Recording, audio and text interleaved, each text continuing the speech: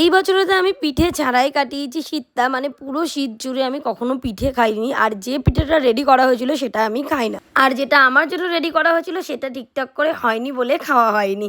যাই হোক, আজকের পিঠে হচ্ছে এই যে আমাদের মহারানীর জন্য, আমার বড়দা ভাইয়ের মেয়ে। তো ও খুব ভালোবাসে এই চুষি পিঠে খেতে, তাই আমি ওকে দেখাচ্ছিলাম, দেখ তোর জন্য আমি ছোট্ট ছোট্ট কত রকমের পিঠে বানিয়েছি, কুলে পিঠে, গোল পিঠে, তারপরে ওখানে সন্দেশ পিঠে, আরও অনেক রকমের অনেক কিছু ওর জন্য বানিয়েছি, যে ছোটো মানুষ তোর ভালো লাগবে।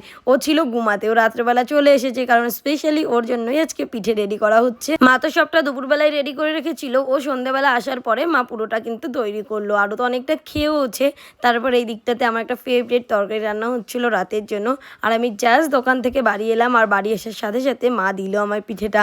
বিশ্বাস করো, এত মিষ্টি পিঠে আমার তো একদম ভালো লাগে না, তারপরেও অনেকটা খেয়েছি। মনাকে বললাম, নে তুই একটু খাবি, বললো আমার পুরো পেট ভরা, তাও বললো দারুণ ভালো হয়েছে।